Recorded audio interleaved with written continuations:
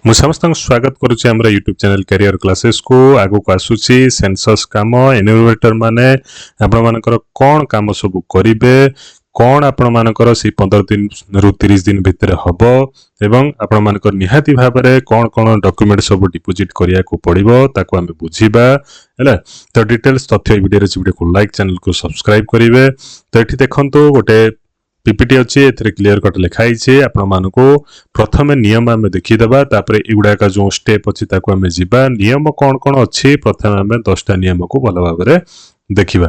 ତ ପ୍ରଥମେ ଆପଣମାନଙ୍କର ଦେଖନ୍ତୁ, ଆପଣମାନେ ଯେଉଁ ହାଉସ୍ ଲିଷ୍ଟିଂ ବ୍ଲକ୍ ବା HLBରେ ଆସୁଥିବେ, ଯେଉଁ ହାଉସ୍ ଲିଷ୍ଟିଂ ବ୍ଲକ୍ରେ ଆପଣମାନଙ୍କୁ ଦିଆହେଉଥିବ, ସେଇ HLBକୁ ଆପଣମାନଙ୍କୁ କ'ଣ କରିବାକୁ ପଡ଼ିବ ନା ଏନ୍ୟୁମରେଟ୍ କରିବାକୁ ପଡ଼ିବ।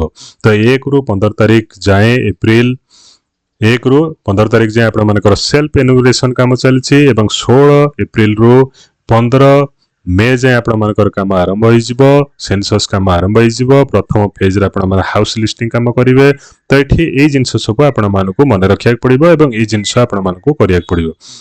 ତ ପ୍ରଥମେ ଆପଣମାନଙ୍କୁ ଯେଉଁ ଏନ୍ୟୁମରେସନ୍ର କରିବା ପାଇଁ ଆପଣମାନଙ୍କୁ ଗୋଟେ କିଟ୍ ମିଳିବ, ବ୍ୟାଗ୍ ମିଳିବ। ସେଥିରେ ବିଭିନ୍ନ ପ୍ରକାର ଜିନିଷ ଥିବ, HLB ମ୍ୟାପ୍ ଥିବ ହେଲା, ତା ସହିତ ଆପଣଙ୍କର ID କାର୍ଡ଼ ଥିବ, ତା ସହିତ ବିଭିନ୍ନ ପ୍ରକାର ଡକ୍ୟୁମେଣ୍ଟ ଥିବ।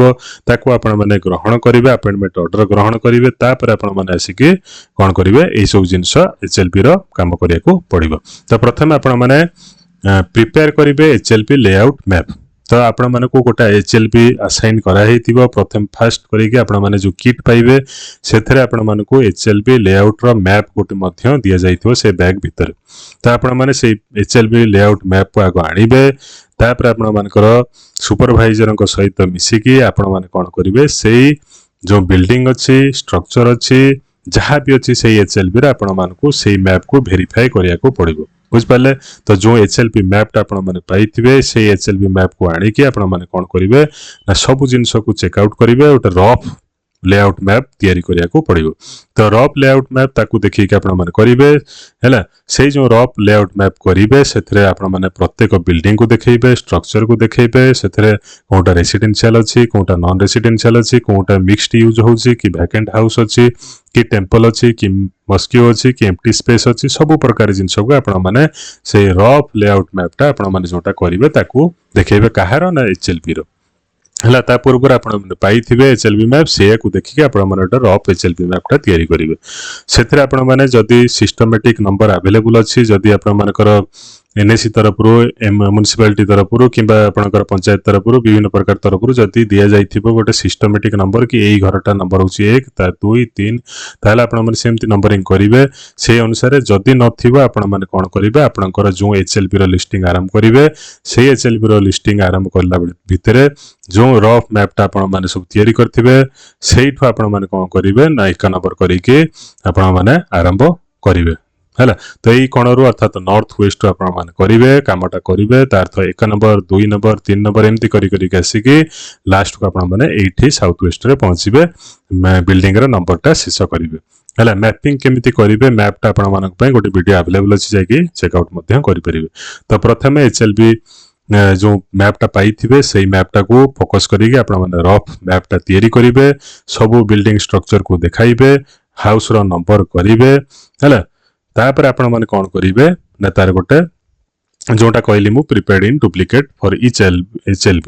ତ ଏଇ ଯେଉଁ HLB ଆପଣମାନଙ୍କର ପାଇଁ ଗୋଟେ ରଫ୍ ମ୍ୟାପ୍ଟା ତିଆରି କରିଥିବେ, ସେଇଥିରୁ ଆପଣମାନେ କ'ଣ କରିବେ ନା ସେଇ ମ୍ୟାପ୍ଟାକୁ ମଧ୍ୟ ଆପଣମାନେ ନିଜର ସୁପରଭାଇଜରଙ୍କ ନିକଟରେ ଦାଖଲ ମଧ୍ୟ କରିବାକୁ ପଡ଼ିବ। ତାପରେ ଆପଣମାନେ କ'ଣ କରିବେ ନା ଯେଉଁ ମ୍ୟାପ୍ଟା ଆପଣମାନେ କରେ, ତାର ଯେଉଁ ବାଉଣ୍ଡ୍ରି ଅଛି HLBର, HLB ମନେକର ଏଇଟା ଗୋଟେ HLB, ତ ୟାର ଯେଉଁ ବାଉଣ୍ଡ୍ରିଟା ଅଛି ଆପଣମାନଙ୍କୁ ନିହାତି ଭାବରେ ଏଇ HLB ବାଉଣ୍ଡ୍ରିକୁ ଭଲ ଭାବରେ ଡିମାର୍କେସନ୍ ଲାଇନ୍ ଦେବାକୁ ପଡ଼ିବ। ତା ଭିତରେ ଦେଖିବେ ଯେ ଏଇ ଘରଟା ମନେକର 1 ନମ୍ବର ଘରଟା ଅଛି, ଯେମିତି ଆଉ ଗୋଟେ HLB ସେଇଠି ଲାଗିଥିବ ନା, ତ ତା ଭିତରେ ଯେମିତି ଏଇ ଘରଟା ନ ଆସେ। ବୁଝିପାରିଲେ? ତା ଅର୍ଥ ଗୋଟିଏ ବିଲ୍ଡିଂ ମାନେ ସେ ଗୋଟିଏ ଯେମିତି ତାରି ଭିତରେ HLB ଭିତରେ ରହିବ, ଯେମିତି ସେଇ ଗୋଟିଏ ଘରଟାକୁ ପୁଣି ଆଉଥରେ ଏଠି ଯେମିତି ନ ଆସେ, ନେକ୍ସଟ HLBରେ ନ ଆସେ ହେଲା। ଆଉ ସେମିତି ଆଉ ଗୋଟେ କଥା ହେଉଛି, ଆପଣମାନେ ଯେଉଁ ଘରଟା ମନେକର ଏଠି ଗୋଟେ ଅଛି, ୟାକୁ ମନେକର ଆପଣ ଛାଡ଼ି ଦେଉଥିବେ, ତ ୟାକୁ ନ ଛାଡ଼ିକି ଆପଣ ଦେଖିବେ, କନଫର୍ମ କରିବେ ଯେ କୌଣସି ଘର ଯେମିତି ଏଇ HLBର ଲେଫ୍ଟ ନ ହୁଏ। ବୁଝିପାରିଲେ? କି ଡବଲ ନ ହୁଏ। ତ ମାନେ ଥରେ ଗଣା ହେବ ଆଉ ଛାଡ଼ିବେନି, निहाती भाव में गणा हम नो पार्ट और houses should be accounted for simultaneously in more than one HLB है दिथर जमी न गणा हुए इनफर्म करेंगे जदि किसी प्रोब्लेम हुए आपण मैंने कौन करेंगे ना इनफर्म करेंगे क्या आप सुपरवाइजर को तापर सबमिट करेंगे आपंकर जो एचएलबी जोटा रफ करते तार गोटे फाइनाल करेंगे फाइनाल लेआउट मैप कर सारापर आपने निजर सुपरवाइजर निकट दाखल करेंगे से मैपटा को एवं से जो एचएलबी मैपटा को सुपरवाइजर चार्ज ऑफिसर को दाखल करेंगे है यहाँ निहाती भाव में आपको करा पड़ो ता सहित जो फास्ट 3 दिन थी फास्ट 3 दिन कौन करा पड़ो देखीदे स्टेप बाय स्टेप प्रथम आपर किट रे जो एचएलबी मैप थी देखिए बुझा चेष्टा करेंगे से फील्ड उपरक जी फील्ड उपर जाइए कौ घरटा कौट आरंभ हो कौट शेष होने भल कि देखिए तापर नो योर एचएलबी एरिया आपणकर से मनकर देखीदे देखिए जे सही एचएलबी एरियाटा यू आरंभ है ये शेष है तेणु असुविधा किसी होना आप जापारे पूरा परफेक्ट से मैपटा तापर ड्र रोड्स एंड फिजिकल फीचर्स आपने से कौन करेंगे रोड ड्र करेंगे ये मनकर कंक्रीट रोड अच्छी कंक्रीट रोड ये मनकर चलापथ अच्छी है कले तो रोड मन गला डिमार्केशन लाइन भी करेंगे तो मार्क बिल्डिंग्स विथ नंबर्स तापर आपण मानक बिल्डिंग नंबर दवा पड़ो एक ठारू नहीं केतटा बिल्डिंग आप अच्छी तो 120 रु कि 150 अच्छी से है से अनुसार आपण मानक बिल्डिंग नंबर दवा पड़ो ता सहित आपण मानकर लैंड मार्क जहाँ अच्छी टेम्पल अच्छी कौटी मस्क्यू अच्छी कौटी ये सब जिनस आपको दवा पड़ो तापर क्रॉस वेरिफिकेशन करेंगे तापर फाइनालाइज करदे कि नहीं एचएलबी मैपटा ठीक है तापर आपने काम आरंभ करेंगे है से 3 दिन आप सब जिनस करा पड़ो तापर आपंकर जो एचएलओ मोबाइल एप्लिकेशन अच्छी से काम आरंभ करेंगे और जो 35टा केतटा क्वेश्चन अच्छी कौन करेंगे ना डिपोजिट जो सबमिट करेंगे सब घर घर